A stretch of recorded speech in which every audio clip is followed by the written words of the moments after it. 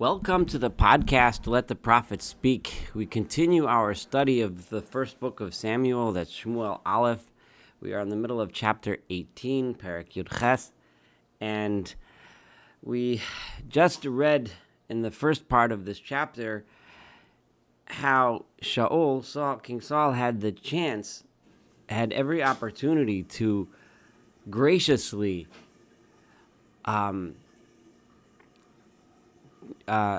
facilitate the transfer, the peaceful transition of power to David. He could have done it. His son, who is his obvious heir, Jonathan, would have been completely happy, given his close friendship with David. Like the setup was there for a perfect transfer of power. However, Shaul chose a different path. We finished with verse 9, how Shaul kept a jealous eye. He was jealous of David, and he was watching him suspiciously. In the second part of the chapter, which we're studying now, we'll see how this attitude of Shaul gets worse, and he digs in his heels, so to speak, in his jealous attitude and his desire to get rid of David rather than facilitate his rise to power. If we just think for a moment how the seeds of the eventual split of the kingdom into Israel and Judah, which is going to happen several generations later, are being laid here by Shaul, by his behavior. It's this attitude. It just shows the power that one leader has. When one leader chooses the path of vengeance and refuses to give up power, when he could easily have done so in a way that he would be remembered throughout history as a hero, as the important first king, the unifier of Israel. Instead, he ends up, being the one who just could not tolerate King David, and ended up laying the seeds for the eventual split of the kingdom, and all of the destruction that came about because of that. This attitude of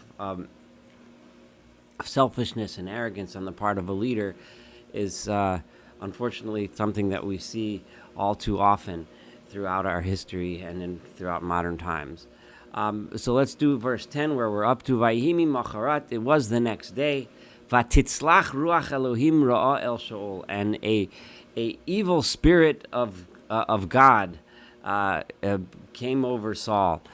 Now, this evil spirit, you get the sense that it's the evil spirit is the one that is a result of his anger, of his jealousy, and he just and when a person is consumed with that, then rather than be successful, everything is all about his getting rid of his rivals, getting rid of the one who he perceives are his enemies. And he sees enemies even when they're not necessarily enemies. David wasn't an enemy, and we'll see that emphasized throughout this battle between Saul and David that's going to be in these upcoming chapters.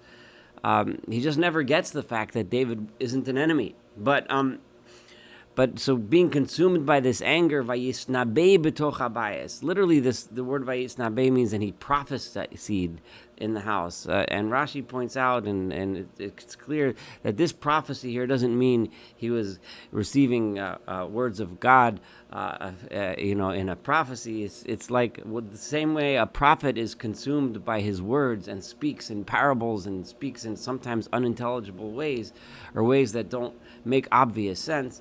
So similarly, Saul was so consumed by this anger that he babbled and acted crazy. David minagain biado, and David kept him calm by because he had his instrument in his hand, and he played kiyom biyom just like he did day to day before. V'yachanit biad Shaul, and Saul had the spear in his hand. This image, David minagain, v'hachanit biad Shaul, Saul armed with his spear and David with a musical instrument, is a stark and powerful image. And the verse is deliberately laying it out this way, how David was not acting as an enemy to Saul, but he was being perceived as such, and Saul was acting as if David was an enemy. Vayatel Shaul et achanis, and Saul in his in this in his spirit of anger, and in this and when he was consumed by this nonsensical rage, he held his spear and threw it. Vayomer, and he thought to himself, Akev Davidu Vakir. Maybe if I just throw the spear around, maybe I'll strike David and I'll drive him, pin him up against the wall. Vayisov David mi panav pamayim. But David was able to move away a couple times, and apparently David, whether it seems that this was thrown in such a way as if Saul was presenting it as if he's just throwing his spear around, as opposed to actually aiming it at David. And he was just hoping if he does this, he'll hit him. And David apparently did not interpret this as if Saul was deliberately aiming it at him. Whether this is naivete on the part of David, or whether Saul is consumed by such a rage and was so crazy with his mood that it just seemed like he was doing it just randomly. And Saul was afraid of David. Anger always comes from fear. He was afraid that David was coming to get him, and therefore Saul acted out of rage. Because it was obvious that God was with David. And we get the sense, and we've seen this in previous chapters, that when it says God is with someone, it means the person is confident. The person is close with God. He knows God. He feels God, and he's humble. A person that knows God is humble. A person that knows God is makes the best of the situations that he is put into. Understands what is called for from him. How to act in the challenges that are presented to him. These are the ideas that comes with someone who is with God. As we said before, one who is not with God, one who is with idols, leads to arrogance, selfishness, anger, jealousy. One who is with God leads to humility, leads to success, leads to happiness with what a person has, and enables someone to face the challenges of life, knowing that God is with him. Umeim Shaul sar, but from Saul, God was gone. God was not there. Vayisireu Shaul me'imo. So Saul, knowing that he couldn't directly attack David at this time because of David's popularity, Saul tries to figure out, and in the rest of the chapter we'll see ways that Saul tries to figure out how to get rid of David without actually attacking him. So the first thing he does is get him out of my house so I don't have to see him all the time. I'm going to make him a general in the army, and we'll see later that his intent was, if I send him out to fight enough battles, eventually he might die in battle and I'll be rid of him. So he let him go out into the public, and he can go in front and lead the people when they go out to battle. He can lead them in front of the nation, giving us the idea that this Sarah Elef may not have just been a battle thing, but it may have been a leader of the general public as well. Now, of course, this is going to backfire, because when David goes out there, he's going to be even more successful and become even more popular. And which we see right now in verse 14, Vayi David l'chol dorchav maskil, and David, in all of the things that he did, whether it was in battle or whether it was as a leader of the public, maskil, he was successful, v'Adonai and God was with him. The verses deliberately are trying to teach us that God being with someone leads someone to success, because of the humility that it leads to, because it leads to a person's confidence, knowing that the challenges that he has to undergo are challenges that are being given to him by God, and it leads one to treat other people properly, to treat them without jealousy, and so on. So David was successful, and God was with him. Vayar Shaul, and Saul, of course, saw this. Asher hu maskil ma'od, that he was being very successful. Vayagor mipanav, and he was afraid of him. Instead of learning from David, instead of being humble, seeing what it was that led to David's success, he was afraid of him. V'chol Yisrael v'Yehuda oheves David, and all of Israel and Yehuda. So this divide again it's important, the divide between Israel, which will eventually one day split away from Yehuda and Judah, of Israel and Judea. The divide is already in place, and we've seen this several times. However, they're united under Saul, and will be united under David and Solomon, and as we'll see as we study together, but eventually will split. Ohevet David, they loved, all of Israel and Judah loved David, Kihu Yotzei Vavav them, and why? Because he is now the one who is going out and coming in front of them. He's the one who's out in public. Saul is in the palace, so to speak, with the spear in his hand, and David is out there. Saul made the mistake of thinking this would get rid of him, but instead it made him even more successful. So now Saul is thinking, I want to bring David in because he's so popular, but I also want to get rid of him. So he's trying to think of another option. So I tried making him the general, but that only made it worse. And everything Saul is going to try is going to make it worse for Saul, or from his perspective, that is.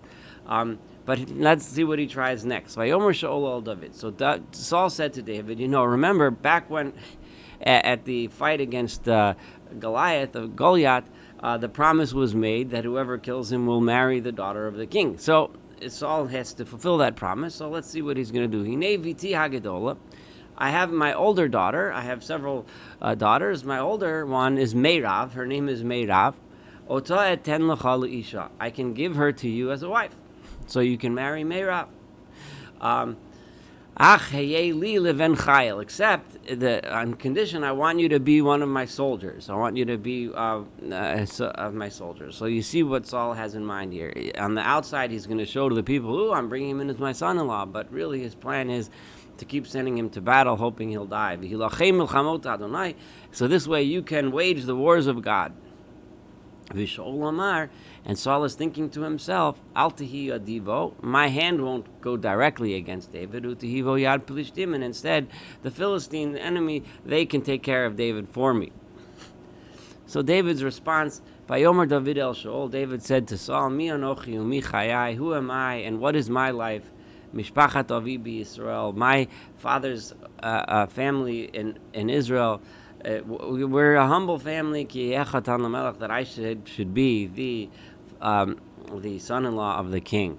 Who am I? You sure you want me to marry into your family? I don't know if I'm worthy of such an honor. That was his response, but apparently he still went ahead with the plan. And it was Tate et Meirav bat Shaul David. When the time came that the agreed upon marriage was to take place, V'nitna, a switch took place, and instead of giving Meirav to David as a wife, she was given la'Adriel hamecholati liisha. And presumably this happened with the knowledge of Saul, and he did a flip. He never went through with the deal, and Meirav was given to another man named Adriel. Now, we get the impression that there was no relationship or bond or feelings between David and Meirav. So David presumably wasn't that upset, but we also are reminded, of course, here of the story of Rachel and Leah, how Lavan switched the two, how Yaakov had a relationship with Rachel, with Rachel, but he ended up being given Leah. We have this similar thing here, and how do we know that David and Michal, which we're going to see in a minute, had a relationship? Because Saul had another daughter, we see in the next verse 20, have Michal bat Shaul et David. And the daughter of Saul, named Michal, she loved David.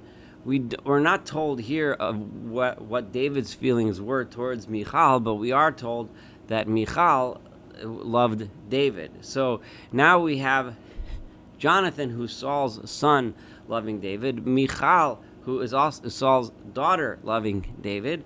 So again, we have a situation where Saul could easily and graciously hand over power to David, but remember, as we saw, he chose the opposite path. So Michal loved David, Vayagidu l'Shaul, and it was told to Saul that his daughter Michal would love to marry David. Vayishar hadavar beinav, and he thought to himself, "Oh, this would be a great idea." Meirav went and married this other guy, so I can give Michal to him. Vayomer Shaul, and Saul thought to himself, Etenena lo, I will give her to him, utehi lo lemokesh, and she could be a trap for him. Presumably what he means is, by him marrying into my family, that will then I'll appoint him general, and then utihibo yad plishtim, and then the Philistines can take him down because he's going to lead the troops into battle. This gives me a way out. Vayomer Shaul el David b'shtayim titchatein bihayom. So Saul said to David, you can marry into my family now with my second one, with my second daughter. Vayitzav Shaul et avadov. So Saul. Okay, so this is now the plan. So what happens? So Saul now tells to his servants. He tells the people who he confides in. He says, Dabru el David balot lemar. I want you guys to talk to David on the side, in private, and tell him as following. I want you to give David the impression that I love him so much and I want him to marry into my family. The king desires you, he wants you. And all of the servants of the king love you. Always mix a little truth into every lie. So, and all of his servants, because there's plenty of his servants of the king that do love David, as we've seen. And now it's time for you to finally marry into the king's family. So I want you to make David think that I'm his best friend, presumably so that he shouldn't suspect that Saul's real plan is to send him to battle to die. And the servants of Saul followed the instructions of the king, and they spoke to David on the side as this plan, these words. Vayomer David, and David responded to them,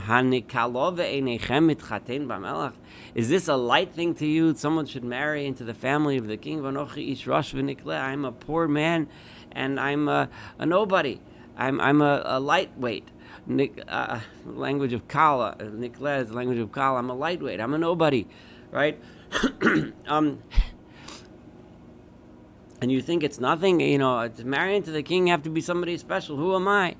This seems to be a genuine expression of humility on the part of David, feeling that he's unworthy. Vayagidu avdei Shaul lo lemar. And the servants of Saul responded to him, Kadvarim Eila diber David. They went back to Saul and responded and said, this is what David said. Vayomer Shaul. And Saul said, remember, what David had said was, I'm a poor person, a lightweight. So Saul is thinking, he's worried about he's poor, so he doesn't have money to bring in. Usually, if you're going to marry the king's daughter, you're supposed to be a rich man, and you're supposed to bring some kind of property, some kind of wealth into the king as a dowry. The king's marriage among royal families is when one side brings some value to the other side in order to earn the right to marry the king's daughter. In this case, he says, "Kosamru David." This is what you should say to David: "Ein chefetz lamelach b'mohar." The king is not interested in a dowry, in a payment for his daughter. What he'd rather have as payment, give him mea arlos plishtim, get him 100 foreskins of the Philistines. So this is, again, emphasizing that the enemy, are uncircumcised.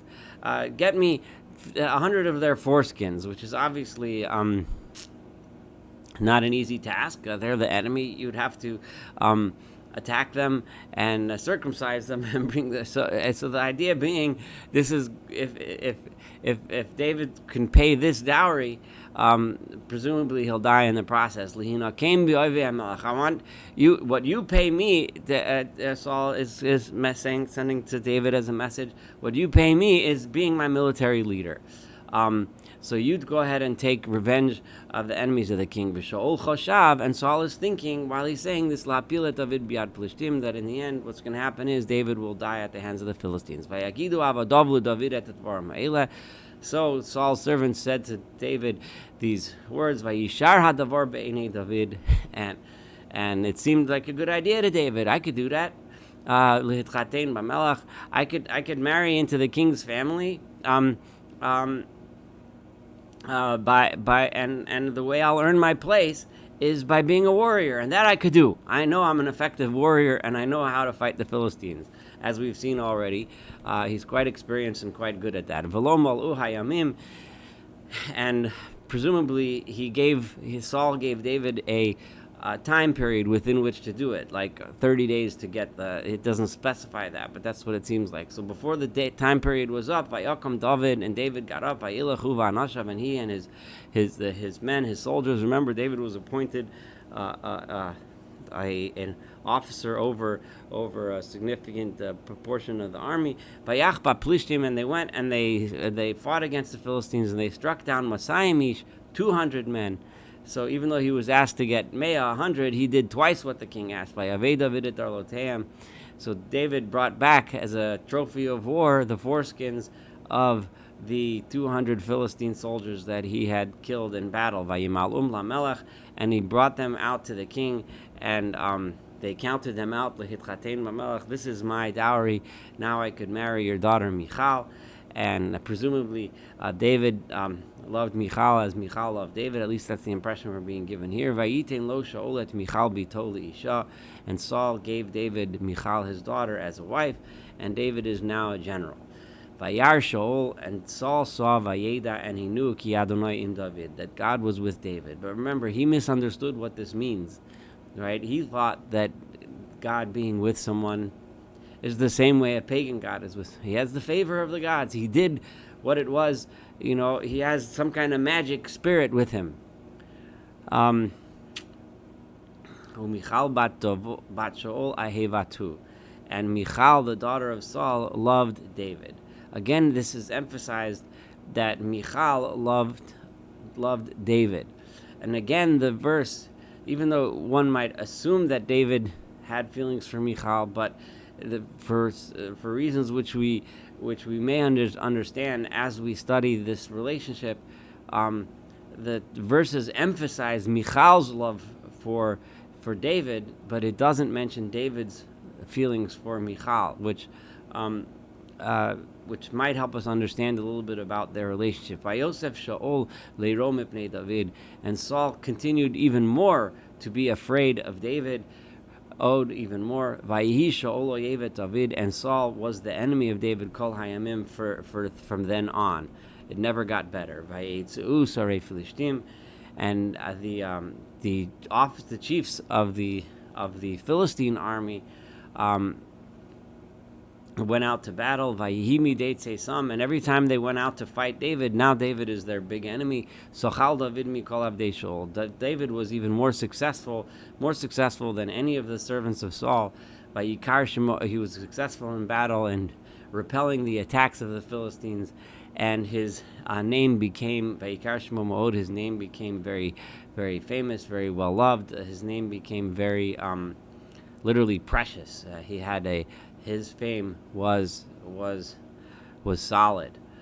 So this we leave the story now. This is the end of this chapter 18. At this point, just to recap, David is now the son-in-law of the king. He's married to Michal, who loves him very much.